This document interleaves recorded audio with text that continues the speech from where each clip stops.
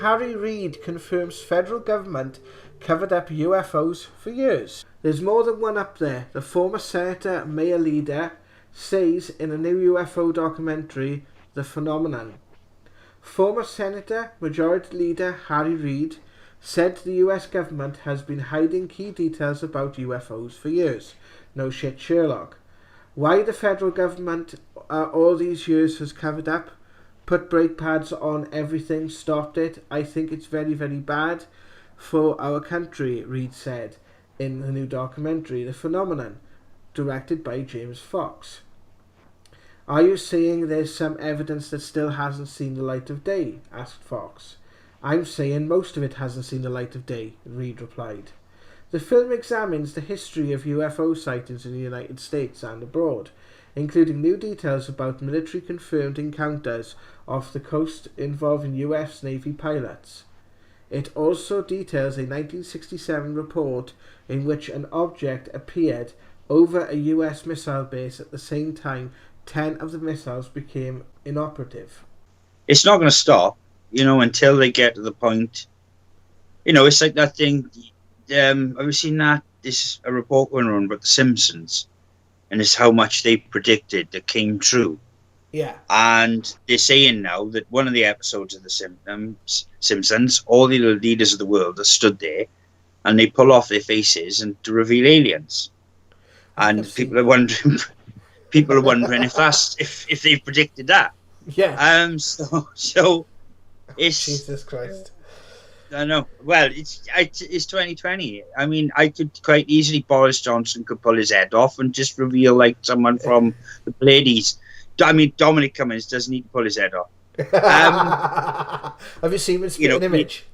Yeah, he is from another planet. He is. This has been written in our history. I keep saying it. You feel like you're repeating yourself. It's in history. It's written everywhere. It's everywhere. You don't have to be, an archaeologist. You don't have to be a professor to know that there's something about our past that we are just not being told.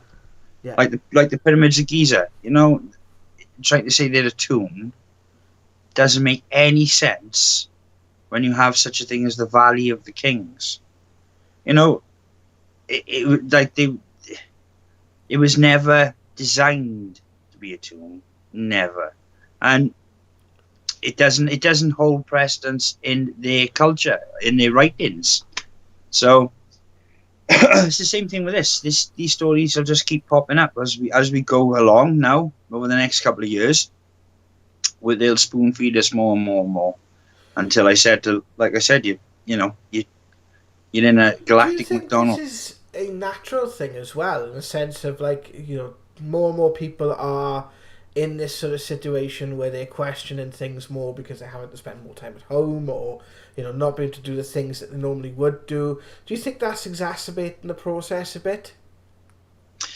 I think it's a lot to do with people are aware of what's in the sky, and where we're seeing documentaries and TV shows about helicopters, airplanes, and different vehicles that we know exist within our reality. And then you see a UFO, and it's completely, it's not like it's mistaken. And you can get, stars mistaken for things in the sky, right? That now and again, that does happen. Yeah. But these objects, I mean, these are something else. There's something else to it.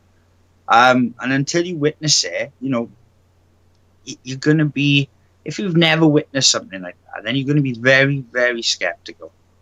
It's like we did the show on reptilians. Yeah. And I had a conversation about it, and somebody said, well, it's ridiculous. Well, it's not. How is it ridiculous? I can't prove it's not. I can physically say, oh, well, it's ridiculous to think that these people are reptilians, but I can't prove they're not. Like, I can't prove they are. I can't prove they're not. I can't. That story's there. If you look at it, it leads you down that path. How much more likely is it becoming that there is something like bigger behind this with regards to ETs and things like that? How much more are you sort of, with everything we've seen over the last couple of months and the last couple of years, how much more likely are you believe in that now? Well, I think the world, to be honest with you, needs it. right? Because I don't know if you've heard about the story that broke the day. I don't know how true the story is. I've read a bit about it. I've been informed about it, about a teacher. I believe it was somewhere, it was one of our cities. And he was teaching the kids, and he put a cartoon on about Muhammad. And one of the parents of the children was waiting at the gates, asked the other parents which teacher was it that showed this video of Muhammad, and basically hacked his head off, and the police shot him. And That was in Paris. Yeah, Paris. Sorry, that's right. It was Paris. Yeah, it was. And if that is something that we could do without that in this world, right? We'll never succeed. We'll never progress with that kind of mindset. Where if you speak about something, you educate or you inform, because all the prophets that have ever been were teachers. Yes. It's in the name, they were teachers. And they spoke about God, and they spoke about different things. Otherwise, we wouldn't have learned nothing.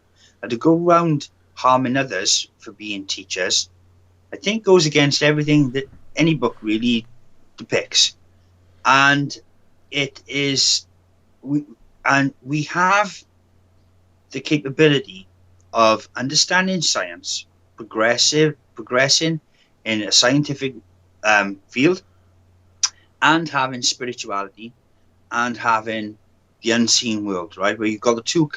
There's always been this thing where the two of science and religion, they clashed when they're the same thing. They're the same thing. Science is us learning, and religion is teaching us how to learn.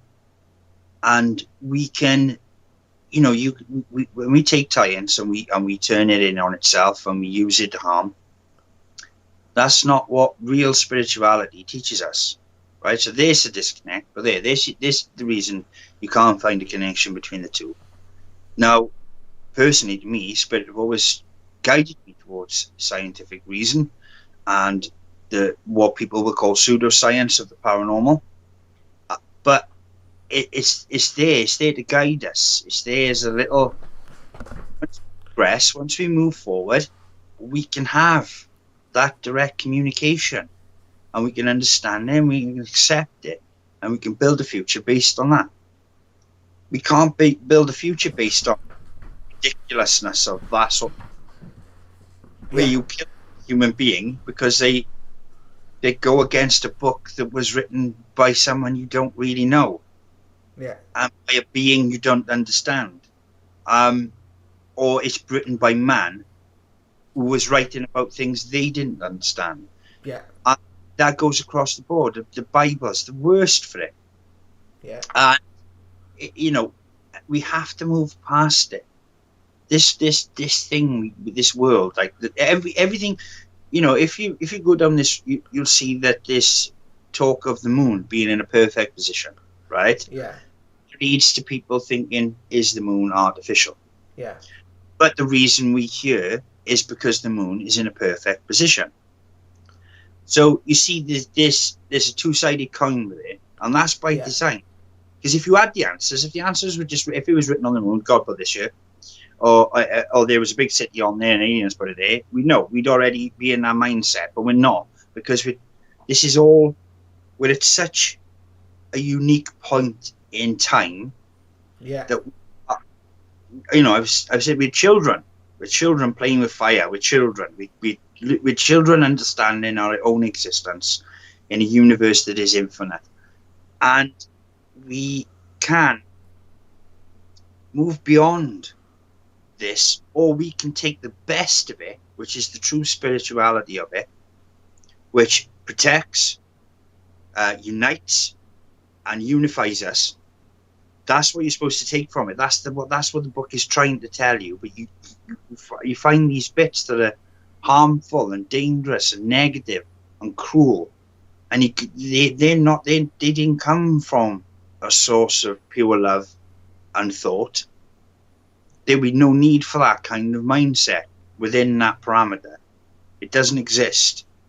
Cruelty or hate or pain or to rule or to govern, all them concepts avoid. when it comes to true spirituality. So it's needed. We need another being to say, we put you here. It doesn't take anything. It doesn't, you know, if they say, yeah, we influenced Jesus, right? If that was an example, it doesn't take the fact that he said spiritual things that will always be spiritual. Yeah. It doesn't divide from that. It doesn't change anything. It doesn't change the fact that they come from God. It doesn't change God. It doesn't change this. It doesn't change anything. It's just a different way of looking at the same concept. So I think it's needed. I think we need little green men to turn up and go, yeah, we did that. Yeah, we put you. Yeah. But you kicked their asses or something. You know, it doesn't change nothing for me. It doesn't change the fact that I've seen ghosts. Yeah. Or anything spiritual I've ever been through. It changes nothing. It doesn't change the way I feel about the Bible, the true meaning of it, or the true meaning in the Quran, or the true meaning in Hindu texts, the real spirituality. It doesn't change anything if ET come down and say it was us superior. It's still the same. It's just a little bit added extra to the story. It's not added extra. It's in there. You read it up. You read it about the Nephilim. It's in there. So that's just my thought on it. Hi guys, it's Jared from Paranormal Now. I hope you like the channel and hope you like the content. If you do, check out some of the other videos on the screen now and click the button below to subscribe to the channel. Hope to see you soon. Take care of yourselves.